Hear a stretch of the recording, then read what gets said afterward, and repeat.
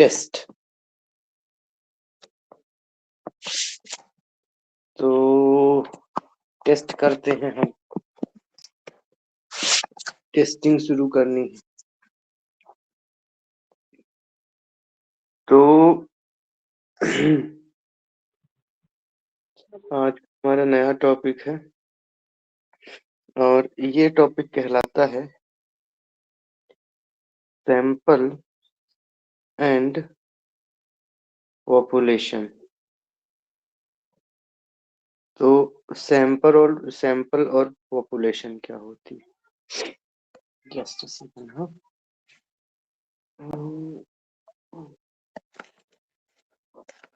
ठीक है।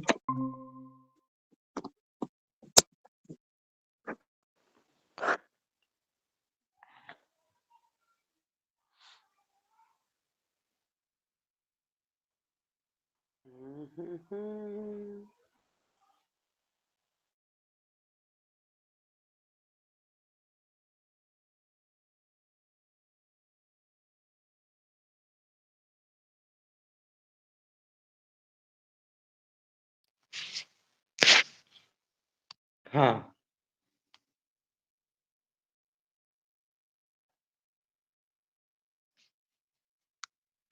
ठीक है।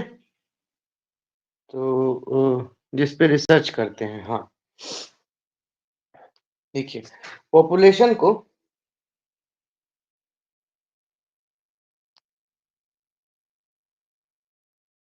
पॉपुलेशन है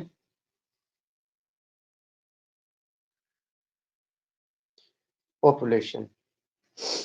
तो पॉपुलेशन जो है इसको आप समझ सकते हो होल, समग्र।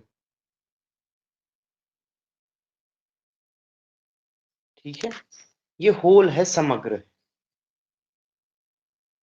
ठीक है, और इसी को, यही जो होता है हमारे स्टडी का पार्ट होता है। ये दो तरीके का होता है, पॉपुलेशन दो तरीके की होती है। एक होती है फाइनाइट और दूसरी होती है इनफाइनाइट। ठीक है, अब आ जाते हैं हम सैंपल पे। सैंपल क्या है? ठीक है, तो भैया सैंपल सैंपल ऐसा समझ सकते हैं कि इस पॉपुलेशन से हम एक छोटा सा हिस्सा, अ पार्ट ऑफ पॉपुलेशन। ठीक है, अब ये भी दो तरीके का होता है। ठीक है, क्या क्या होता है? एक स्मॉल साइज होता है और एक होता है लार्ज साइज। अब स्मॉल साइज कितने में होता है? स्मॉल साइज जो होता है वो लेस देन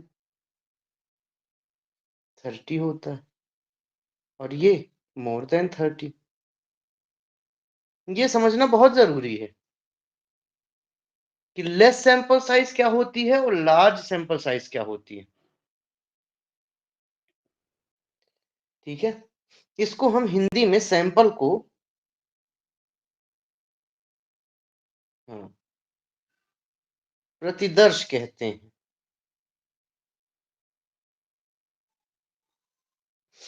ठीक है, प्रतिदर्श कहते हैं।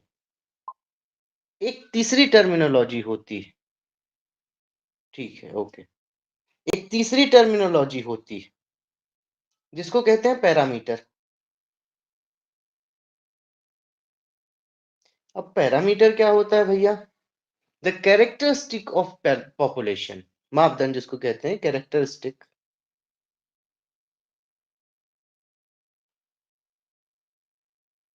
Of population. ये बेसिक चीजें थी जिन पर हमने चर्चा कर ली। ठीक है, पॉपुलेशन मीन के लिए म्यू इस्तेमाल होता है हमेशा। This is population mean. ये एक चीज हो गई, एक टर्मिनोलॉजी हो गई। ठीक है, ओके। और स्टैटिक स्टिक्स की अगर हम बात करें तो वो एक तरीके का पर्टिकुलर सैंपल होता है। तो ये दो चार चीजें हो गई। पहला तो हमने जान लिया पॉपुलेशन क्या हो गया, दूसरा हम जान लिए कि सैंपल क्या हो गया, पॉपुलेशन का एक पार्ट। पैरामीटर क्या हो गया, एक कैरेक्टरिस्टिक हो गई। ठीक है, और तीसरी चीज हो गई हमारी स्टैटिक स्टिक्स, यानी पर्टिकुलर सैंपल जिस पे हम टेस्टिंग करेंगे। ठीक है, तो तीसरी चीज हो गई हमारी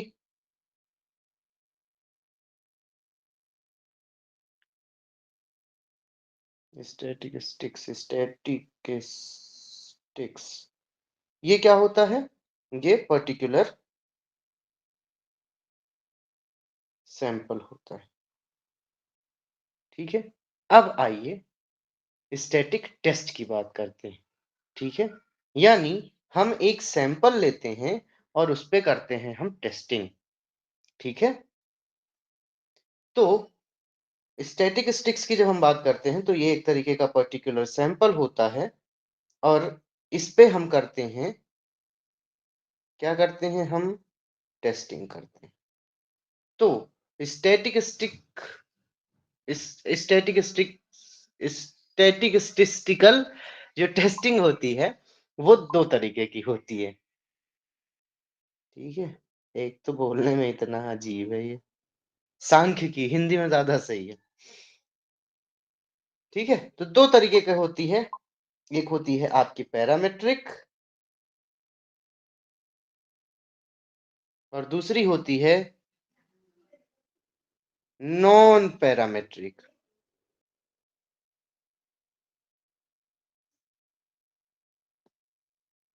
ठीक है,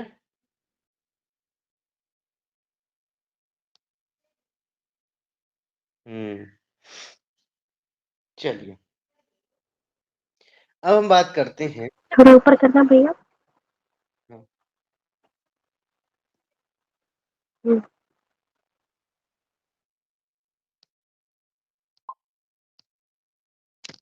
ठीक है, तो आइए चलते हैं पैरामेट्रिक टेस्ट की। जब हम बात करते हैं तो पैरामेट्रिक टेस्ट में हमको चार तरीके के टेस्ट मिलते हैं। पहला टेस्ट है आपका टी टेस्ट, उसके बाद जेड टेस्ट या जी टेस्ट भी बोलते हैं इसको। तीसरा पैरामेट्रिक टेस्ट है आपका एनोवा टेस्ट।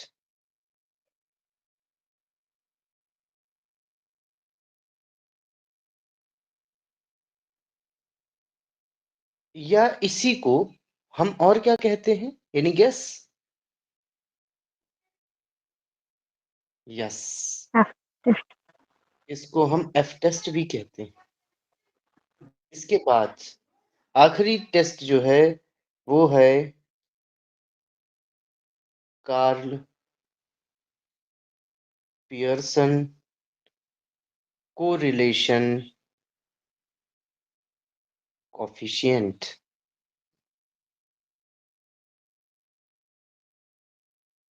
तो इतने टाइप के पैरामेट्रिक टेस्ट, नंबर 1, 2, 3 एंड 4। हाँ, ठीक है, कोई क्वेश्चन?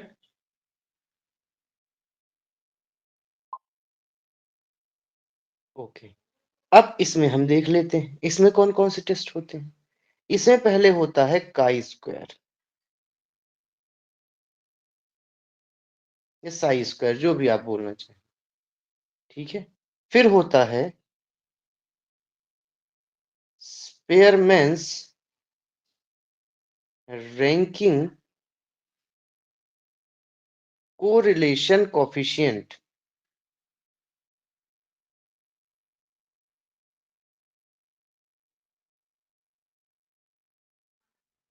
उसके बाद इसमें टेस्ट होता है विल्कॉक्सन रैंक टेस्ट, या इसी को मैं आपको नाम बता देता हूं क्योंकि नाम भी कई कई बार पूछा है। विल्कॉक्सन रैंक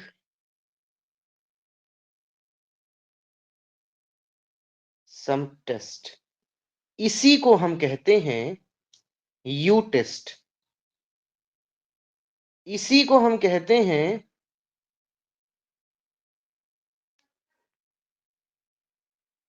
मान या मैन विटनेस टेस्ट। ठीक है, एक और होता है, इसको कहते हैं कैंडल्स कोफिशिएंट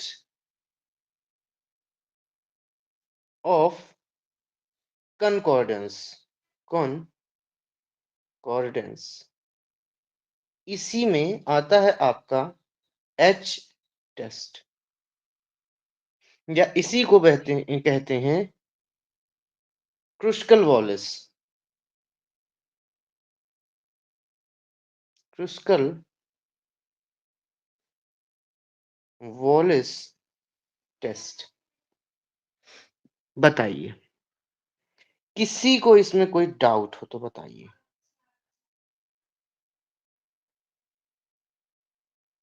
बताइए।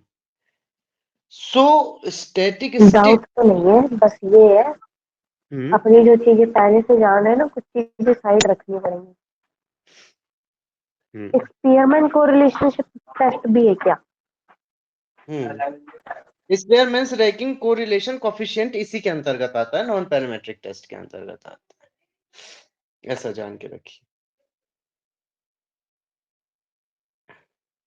तो शुरू करें।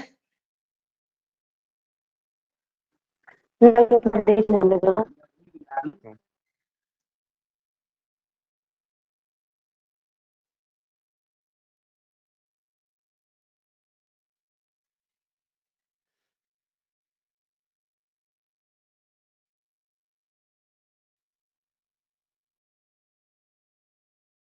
ये लास्ट के दो बता देना। कैंडल्स कोफिशिएंट ऑफ क्या है? कॉन्कॉर्डेंस, कंकर्डेंस। कॉन्कॉर्डेंस, हाँ।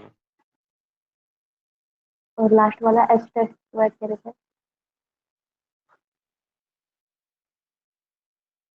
लास्ट वाला है एच टेस्ट या Kruskal Wallis test. H test crystal, हाँ हाँ। Crystal wall. हम्म चलते हैं।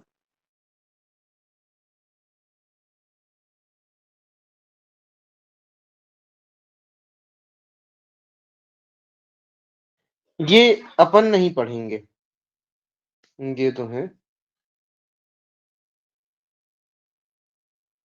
ये कैंडल्स कोफिशिएंट ऑफ कॉन्कॉर्डेंस,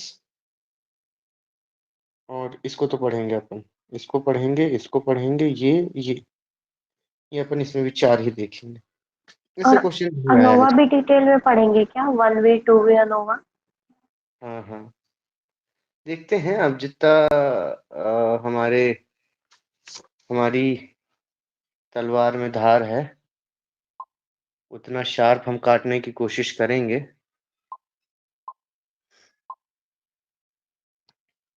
चलिए, तो सबसे पहले हम ये जान लें कि नॉन पैरामेट्रिक टेस्ट और पैरामेट्रिक टेस्ट में क्या डिफरेंस है। कभी कभी इससे बहुत माइनर सा क्वेश्चन पूछ लेता है, तो यहां पर हम दोनों में थोड़ी थोड़ी चीजें देख लेते हैं।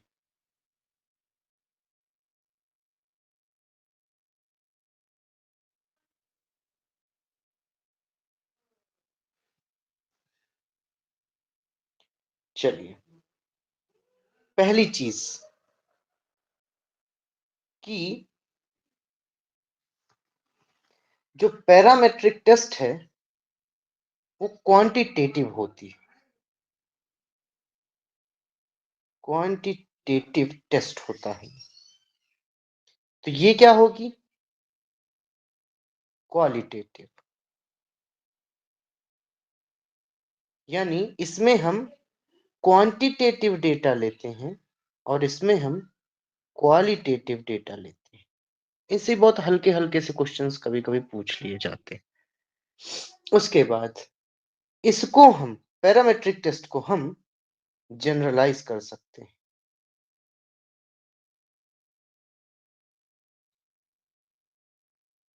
ये नॉन जनरलाइजेबल होती है।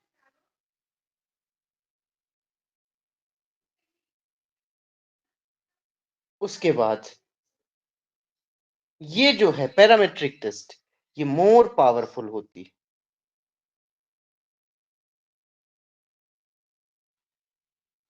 उसके बाद ये इसके कंपैरिजन में लेस पावरफुल होती है।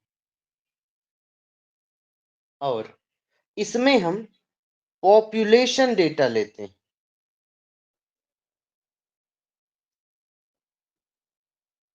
और इसमें हम सैंपल डेटा लेते हैं। ठीक है, इसमें नॉर्मल डिस्ट्रीब्यूशन होता है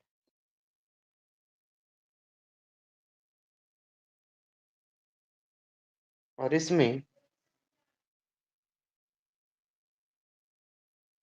नो नॉर्मल डिस्ट्रीब्यूशन। इनसे भी कभी कभी क्वेश्चन पूछ लेता है। क्या क्वेश्चन पूछ लेता है कि पैरामेट्रिक टेस्ट क्वालिटेटिव होती है या क्वांटिटेटिव होती है? क्या ये जनरलाइजेबल होती है या नॉन जनरलाइजेबल होती है? पावरफुल कौन सी होती है? तो कभी कभी एक क्वेश्चन ऐसे भी पूछ लिया गया है। आइए तो सबसे पहले अब शुरू करते हैं हम पैरामेट्रिक टेस्ट। ठीक है, तो सबसे पहले हम शुरू करते हैं जब पैरामेट्रिक टेस्ट को।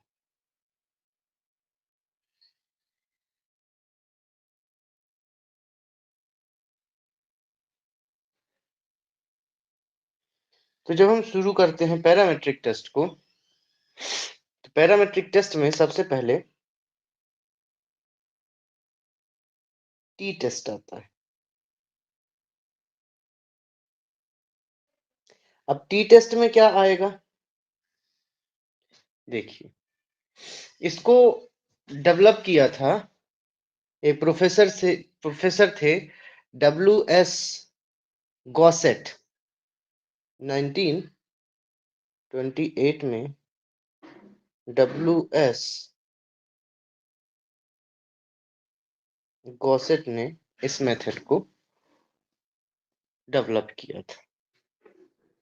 एक्चुअली था क्या, ऐसी कहानी है, अफवाहें हैं, आई डोंट नो, कि ये WS गॉसेट जो थे, इन्हीं इन गॉसेट नाम से कोई एक टेस्ट था ऑलरेडी, या शायद टी टेस्ट नाम से कोई एक टेस्ट ऑलरेडी डेवलप था। ठीक है, तो इन्होंने, या स्टूडेंट नाम से, ऐसा कुछ एग्जैक्टली मुझे याद नहीं अभी, पर ऐसा ही कुछ था। तो इन्होंने पहले नाम दे दिया स्टूडेंट टेस्ट, फिर उन्होंने बाद में इसका नाम बदल कर टी टेस्ट कर लिया, या वाइस वर्सा, ऐसा कुछ ही था। तो इन्होंने स्टूडेंट के नाम पर ये टेस्ट, स्टूडेंट, तो कभी कभी स्टूडेंट टेस्ट नाम से भी क्वेश्चन पूछ लेता है, और स्टूडेंट टेस्ट को ही हम असल में टी टेस्ट भी कहते हैं। ठीक है, सो ये चीज है, हमें उसकी हिस्ट्री से मतलब नहीं है, इसमें क्या पूछता है, काम की चीज क्या है, वो देख लेते हैं। तो जब हम पैरामेट्रिक टेस्ट की बात करते हैं, तो यहां पर दो ग्रुप्स के बीच में कंपैरिजन किया जाता है। Comparison between two groups. Main चीज ये स्मॉल सैंपल के लिए होता है। टी टेस्ट जो है, इस चीज को आपको दिमाग में बैठा के रखना है, स्मॉल सैंपल साइज के लिए। स्मॉल सैंपल साइज मतलब लेस देन 30, हम पहले ही बात कर चुके हैं। तो ये लेस देन 30 के लिए है, ठीक है। तो ये दो ग्रुप्स के बीच में कंपैरिजन किया जाता है और फिर टेस्ट किया जाता है कि कोई एक, मान लीजिए हमने दवाई लिया और उस दवाई को हमने दो ग्रुप्स के बीच में क्या किया, उनको प्रिस्क्राइब किया, उनको दिया, और फिर हमने टेस्टिंग की कि क्या उसके इफेक्ट है। तो ये एक तरीके का टेस्ट हो गया, ठीक है। ये कितने सैंपल साइज के लिए होता है? ये 30 से कम के लिए होता है। ये मेन पॉइंट है जो एग्जाम में पूछे जाते हैं, ठीक है। अब ये टी टेस्ट दो तरीके का होता है। एक होता है वन सैंपल टेस्ट और दूसरा होता है टू सैंपल टेस्ट। पढ़ा होगा सभी ने वन सैंपल और टू सैंपल टेस्ट, बताइए पढ़ा है? ठीक है, आइए तो सबसे पहले हम देखते हैं टू सैंपल टेस्ट क्या होता है, वन सैंपल टेस्ट क्या होता है। तो वन सैंपल टेस्ट,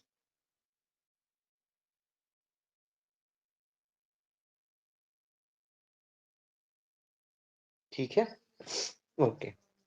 इसमें पॉपुलेशन मीन को सैंपल मीन से कंपैरिजन किया जाता है। सबसे मेन चीज ये क्वेश्चन पूछा गया है कि किस टेस्ट में पॉपुलेशन मीन और सैंपल मीन के बीच में कंपैरिजन किया जाता है। तो सबसे पहली चीज कि इसमें comparison between population mean and sample mean.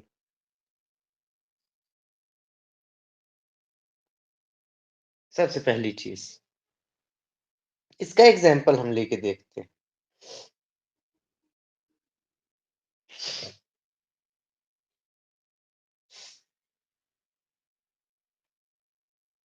देखिए, हमें एक एक्सपेरिमेंट करना है और कहा गया है, या हमको एक टेस्ट करना है और उसमें बोला गया है कि 10 साल के जितने भी बच्चे हैं उनकी सबकी हाइट जो है वो 4 फीट होती है, ऐसा कहा गया। इसको हमें टेस्ट करना है, ठीक है। तो हमारा सैंपल क्या होगा? सैंपल होगा 10 इयर्स चाइल्ड, हम पकड़ लेंगे। और हमको क्या देखना है कि ये जितने भी 10 साल के बच्चे हैं इनकी सबकी हाइट जो है वो 4 फीट होनी चाहिए। तो 4 फीट के बहुत से लोग होंगे, तो ये एक तरीके से क्या हो जाएगा, पॉपुलेशन मीन। अब 10 साल के बच्चों को हमने पकड़ लिया तो ये हो गया हमारा सैंपल मीन, ठीक है। तो हमने क्या किया, हमने ये देखा कि जितने भी 10 साल के बच्चे हैं वो सब क्या 4 फीट हाइट के हैं। तो कहने का मतलब ये है, या इसको आप, अगर ये टफ लग रहा है आपको तो आप ऐसा समझ लो कि भारत देश की जनसंख्या में, भारत के जितने भी लोग हैं उसमें से कुछ लोगों को डायबिटीज है। तो मैंने क्या कर लिया कि मैंने पॉपुलेशन, उस पूरी पॉपुलेशन में से मैंने कुछ लोगों को छांट लिया, 20-25 लोगों को मैंने छांट लिया, और अब मैं उनका सैंपल में निकाल रहा हूं। यानी अब मैं उनको टेस्ट करूंगा, देखूंगा कि क्या उनको डायबिटीज है, शुगर है, और अगर है तो फिर मैं उससे निष्कर्ष निकालूंगा, मैं उसका कंपेयर करूंगा पॉपुलेशन मीन से, ठीक है। सो इस तरीके का टेस्ट जो होता है वो क्या कहलाता है आपका, वन सैंपल टेस्ट। इसमें एक छोटा सा सैंपल ले लिया जाता है और उसी एक छोटे से सैंपल से ये निर्धारित कर दिया जाता है कि कहीं ना कहीं भारतवर्ष के लोगों में डायबिटीज की शिकायत है। ये चीज होती है। बताइए, क्लियर है ये चीज? बोलिए। अगर ये तो एग्जाम्पल 1 हुआ, एग्जाम्पल 2 देखते हैं। हमने एक पॉपुलेशन मीन लिया,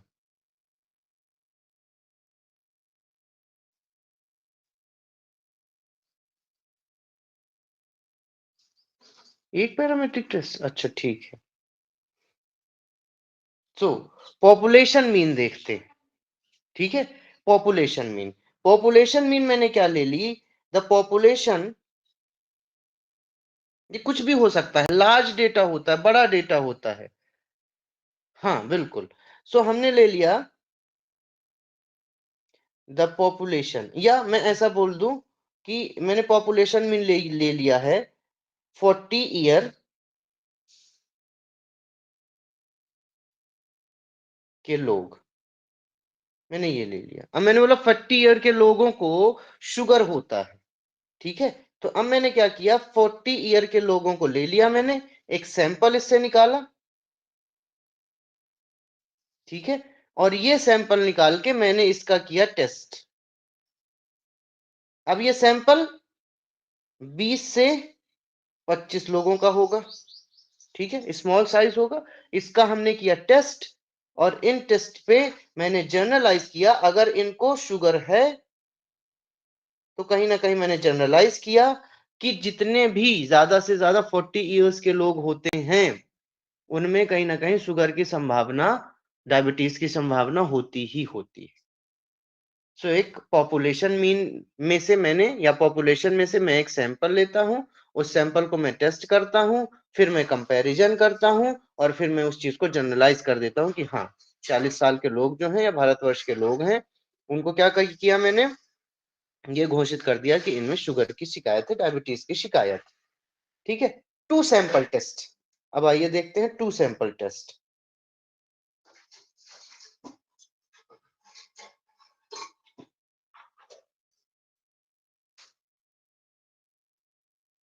टू सैंपल टेस्ट या टू सैंपल टी टेस्ट,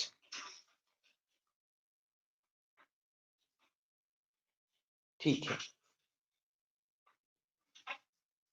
ये भी दो तरीके से होता है। एक होता है आपका पेयर्ड टेस्ट,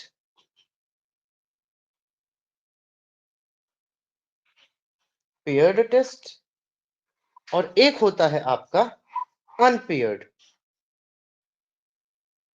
अनपेयर्ड टेस्ट, या इसी को हम कहते हैं independent test,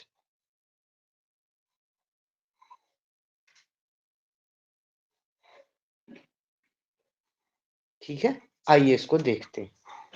independent test, independent test में मैंने बोला कि आपने एक सैंपल लिया, ठीक है, स्मॉल साइज सैंपल लिया, और मैंने बोला कि लड़कों की आवाज लड़कियों की आवाज से थोड़ा सा अलग होती है। तो आपने क्या किया, आपने कुछ बॉय लिए, कुछ बॉय लिए, और इंडिपेंडेंट, ओके, हाँ ठीक है। आपने कर लिया, और इनका आप दोनों का आपने वॉइस टेस्ट किया, और जब आपने ये वॉइस टेस्ट किया तो आपको पता चला कि हाँ कुछ ना कुछ इनमें क्या होता है, डिफरेंशिएट होता है, डिफरेंशिएशन होता है, ठीक है। या आप ऐसा ले लो, जैसे एक और एग्जांपल मैं लेता हूं, ये तो पहला एग्जांपल हो गया। दूसरा, एक कंपनी में एक दवाई बनाने वाली कंपनी है, या मैंने 2 दवाइयां ली, ठीक है, ये ए टैबलेट है या ए ड्रग है कोई, और एक बी ड्रग है, ये कोई बी दवाई है। अब मैंने कुछ लोगों को इसकी दवाई दी, कुछ लोगों को इसकी दवाई दी, और दोनों का मैंने किया कंपैरिजन, और फिर मैंने इससे निकाला एक निष्कर्ष। और ये क्या किया मैंने, ये एक छोटा सा सैंपल लिया था मैंने, और टेस्ट करने के बाद मैंने इसको क्या कर दिया, जनरलाइज कर दिया। किसमें, पूरी पॉपुलेशन में, उस सैंपल के दम पर, इन दोनों सैंपल के दम पर। पेयर्ड टेस्ट कैसा होता है, पेयर टेस्ट जुड़े होते हैं। पेयर टेस्ट कैसे जुड़े होते हैं, देखिए, मैंने बोला कि मैंने एक सैंपल लिया, दवाई का एग्जांपल लेते हैं। मैंने एक सैंपल लिया, एक मेडिसिन का, एक ड्रग का,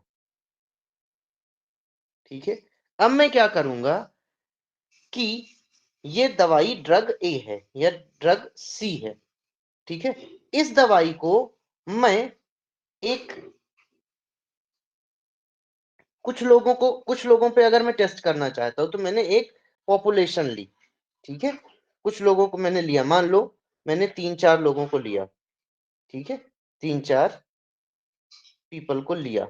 अब मैंने क्या किया, इनको ये दवाई दी, ठीक है। इनको जब मैंने ये दवाई दी, तो मैं देखूंगा, या देखो, इसको करने के कई तरीके हो सकते हैं। आप कुछ ग्रुप को अलग ले लो, कुछ ग्रुप को अलग ले लो, ठीक है। इसको ऐसे भी टेस्ट किया जाता है, मैं दोनों तरफ से समझा देता हूँ। 3-4 लोगों को मैंने ले लिया, ठीक है, और मैंने इनको दवाई दी, ठीक है। तो दवाई देने के पहले की कंडीशन को हम देखेंगे कि दवाई देने के पहले उनकी क्या कंडीशन है, और दवाई देने के बाद फिर उनकी कंडीशन क्या है। यानी हम यहां पर 2 टेस्ट करते हैं, एक दवाई देने के पहले का टेस्ट और एक दवाई देने के बाद का टेस्ट। देखिए, इसमें भी 2 सैंपल टेस्ट हुआ, 2 बार टेस्ट हुआ। इसमें भी देखिए 2 सैंपल टेस्ट हुआ। तो कहीं ना कहीं यहां पर भी 2 बार टेस्ट हुआ अलग अलग सैंपल से, यहां पर भी अलग अलग सैंपल से टेस्ट हुआ, इसीलिए इसको 2 सैंपल टेस्ट कहा जाता है। लेकिन ये एक होता है इंडिपेंडेंट, और एक होता है आपका पेयर टेस्ट, जिसमें एक ही चीज एक दूसरे से रिलेटेड होती है। अब इसको आप और अच्छे से समझ लीजिए, पेयर्ड वाला, इसमें क्या किया जाता है कि कुछ ग्रुप बनाए जाते हैं, ठीक है। जैसे ये एक ग्रुप है, देखिए, ये मान लीजिए ए ग्रुप है, और एक बी ग्रुप है, ठीक है। अब मैं ये दवाई दोनों ग्रुप को देता हूं। जो ड्रग सी है,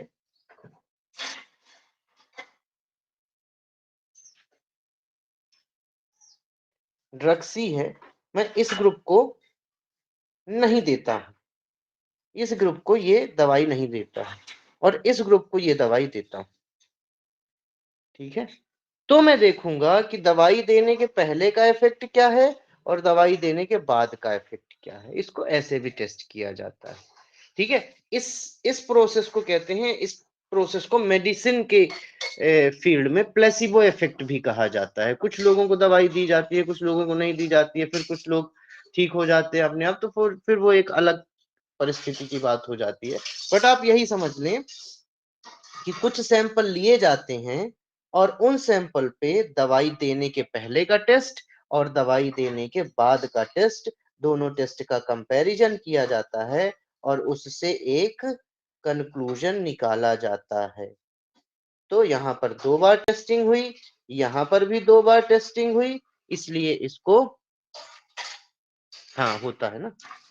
तो ये 2 अलग अलग टेस्ट हुए, इस कंडीशन में भी और इस कंडीशन में भी। यहाँ पर 2 अलग अलग लोगों का टेस्ट है, यहाँ पर पेयर्ड है, यानी एक ही व्यक्ति या एक ही ग्रुप के साथ दोनों चीजें परफॉर्म हो रही। सो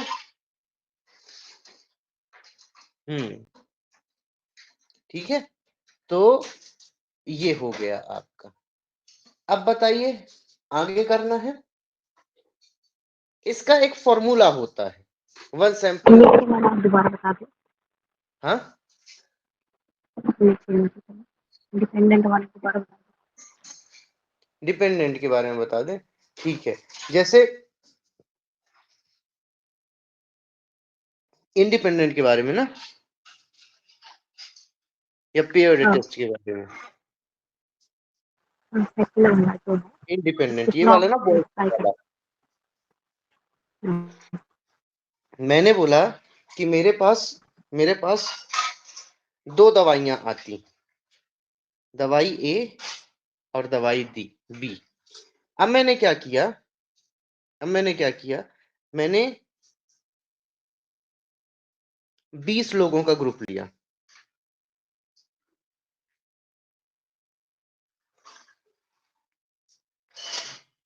सैंपल ऑफ 20 पीपल। अब मैंने इन 20 लोगों को मैंने दवाई ए दी, और फिर मैंने क्या किया, रिजल्ट चेक किया। एक ही काम करेगी दोनों दवाई, ठीक है। और फिर मैंने किया बी को, 20 लोगों को दिया, उन्हीं 20 लोगों को, और फिर मैंने क्या किया, रिजल्ट चेक किया।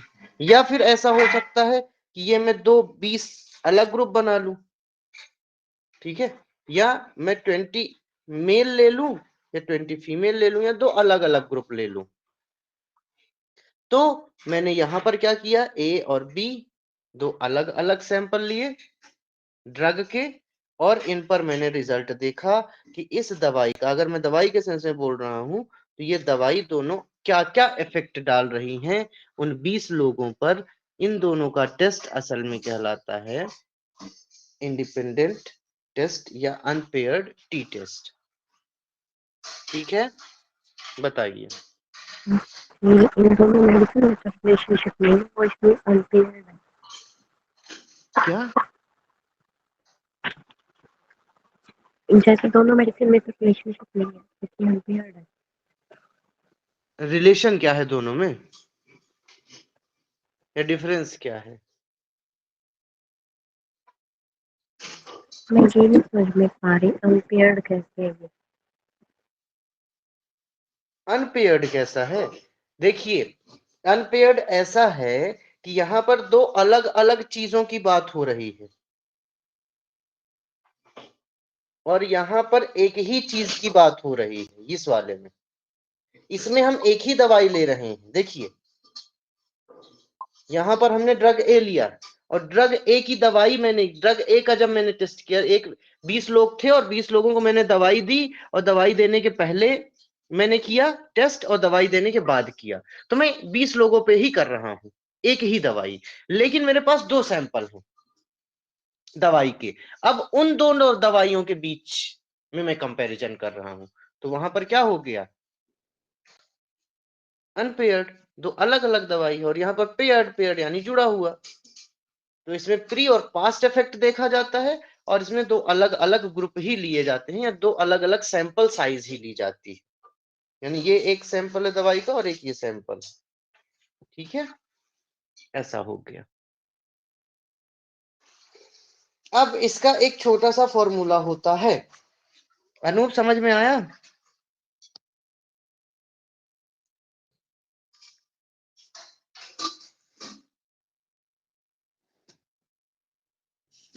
बताइए।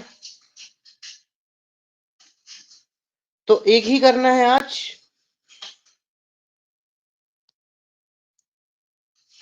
ठीक है, तो आज फिर एक ही करते हैं हम। सुमन, समझ में आया? सुमन, स्नेहा,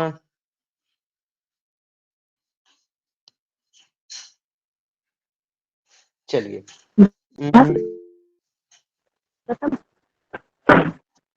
हाँ, नहीं, अभी और भी है, अगर आपको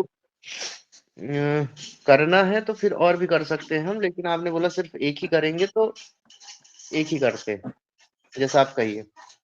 इसका एक फॉर्मूला और होता करना। है,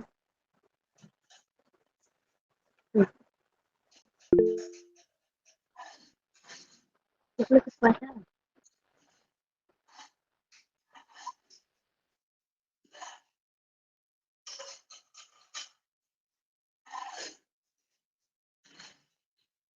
1 सैंपल फॉर्मूला के लिए टेस्ट होता है x bar minus mu upon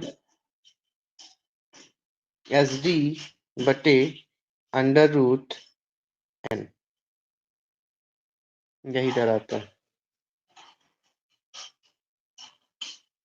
ये क्या है? ये जनरली पूछा, मेरे ख्याल से तो अभी तक ये पूछा गया नहीं है। ये मीन ऑफ सैंपल होता है,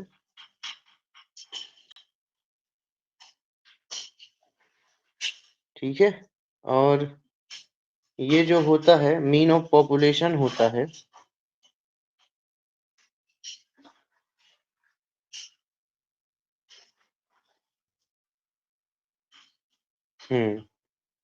ये आप जानते ही हो, इसको स्टैंडर्ड डेविएशन कहा जाता है।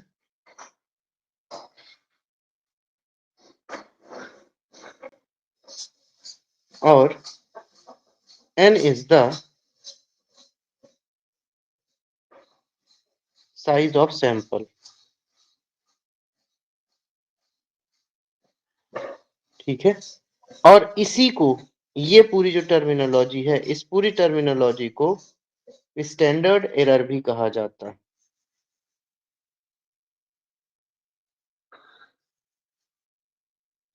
कभी किस्मत खराब होगी तो पूछ लेगा, बाकी पूछा नहीं जाता, ठीक है।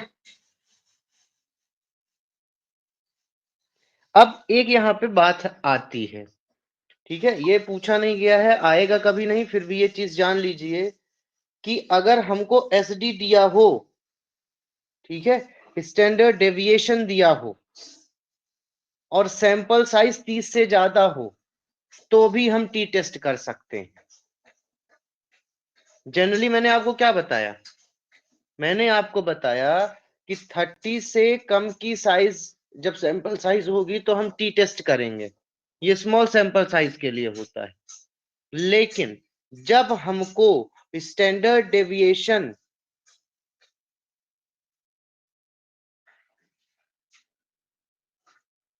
दिया हुआ हो तो हम टी टेस्ट भी कर सकते हैं। ये फॉर्मूला तब के लिए है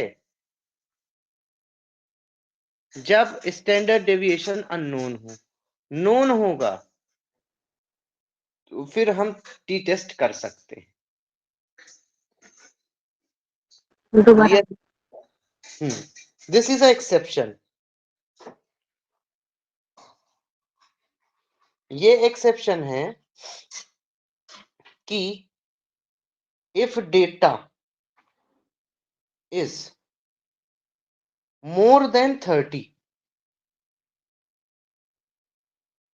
ठीक है, तो जनरली हम क्या करते हैं, टी टेस्ट नहीं करते, ठीक है, फिर हम जेड टेस्ट करते हैं।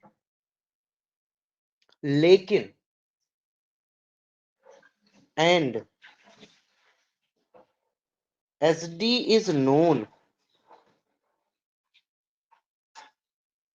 Then we can do T test. ये चीज, इस चीज को याद रखना।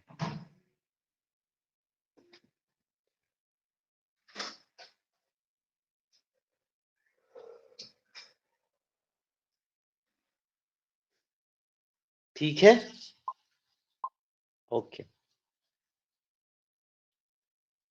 तो आज सिर्फ यही करना है, जेड टेस्ट भी देख लें।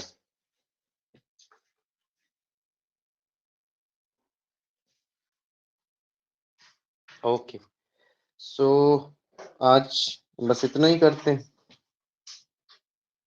ठीक है?